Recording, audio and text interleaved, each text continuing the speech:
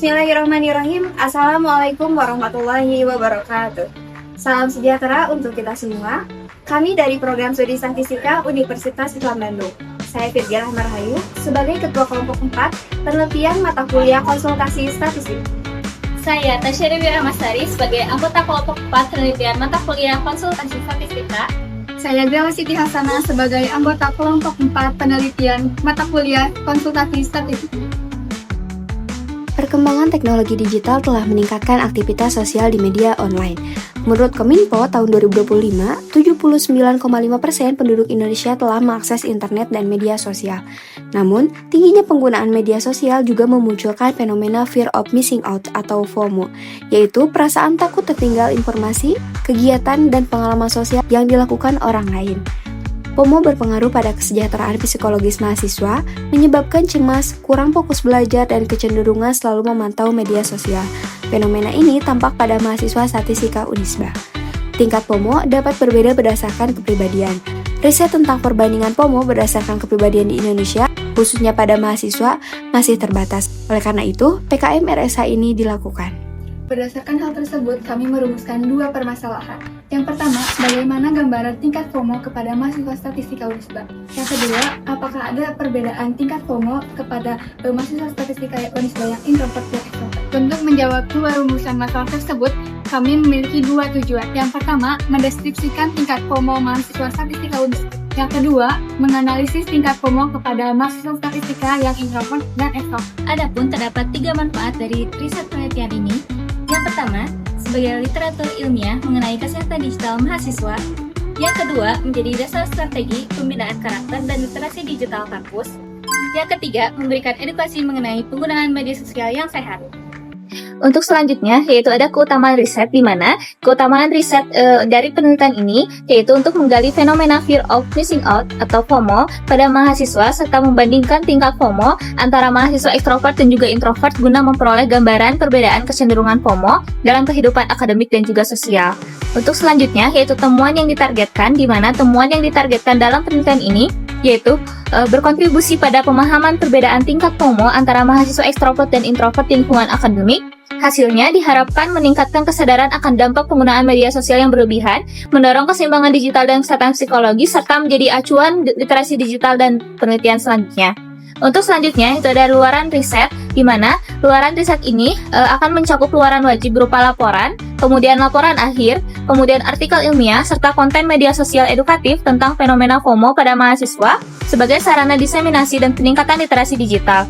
Luaran tambahan juga meliputi policy brief, terkait strategi pembinaan karakter dan pengelolaan kesehatan mental mahasiswa di perguruan tinggi khususnya pada prodi statistika. Selain itu, riset ini juga menargetkan Haki untuk didesain media edukasi FOMO serta publikasi artikel ilmiah yang terindeks Sinta 2-4 sebagai bentuk kontribusi akademik yang terukur.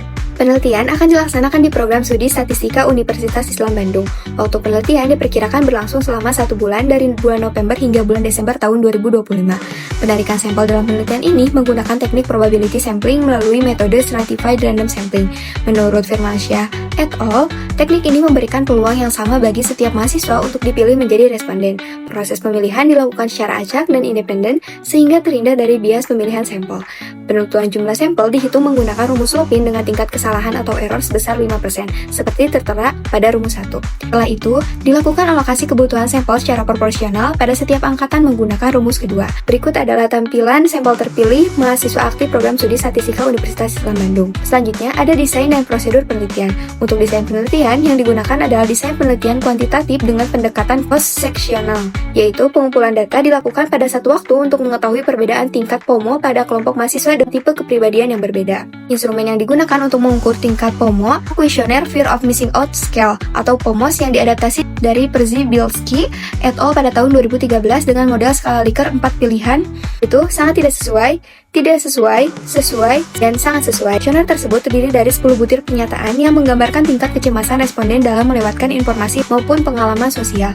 Selain itu, data tipe kepribadian responden diperoleh berdasarkan hasil tes MBTI yang diisi sendiri oleh responden melalui tautan tes online yang disediakan peneliti. Untuk selanjutnya ada teknik analisis data. Hasil jawaban responden dianalisis menggunakan software SPSS. Adapun tahap analisis yang dilakukan adalah yang pertama, mengukur validitas dan reliabilitas instrumen dilakukan untuk memastikan setiap item pernyataan POMO mampu mempresentasikan konsep yang diukur secara tepat dan konsisten. Kemudian yang kedua, menghitung skor rata-rata FOMO tiap responden dari 10 item pernyataan. Yang ketiga, melakukan uji normalitas terhadap skor rata-rata POMO untuk menentukan apakah data memenuhi asumsi distribusi normal atau tidak. Kemudian, keempat, menentukan uji statistik yang sesuai berdasarkan hasil normalitas, yaitu jika data berdistribusi normal, maka digunakan independent sample t-test. Namun, jika data tidak berdistribusi normal atau tidak memenuhi asumsi parametrik, maka digunakan uji Mann-Whitney. Yang kelima, lakukan uji komparatif sesuai hasil langkah sebelumnya.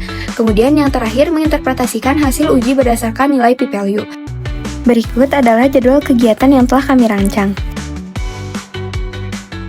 Selanjutnya, secara garis besar, total anggaran yang dibutuhkan adalah sekitar 6 juta rupiah. Anggaran ini dibagi ke dalam beberapa jenis pengeluaran. Yang pertama ada pembelian bahan habis pakai dengan dana maksimum 60%, belanja sewa dengan harga maksimum 15%, perjalanan lokal dengan dana maksimum sekitar 15%, dan yang terakhir, lain-lain maksimum 15%.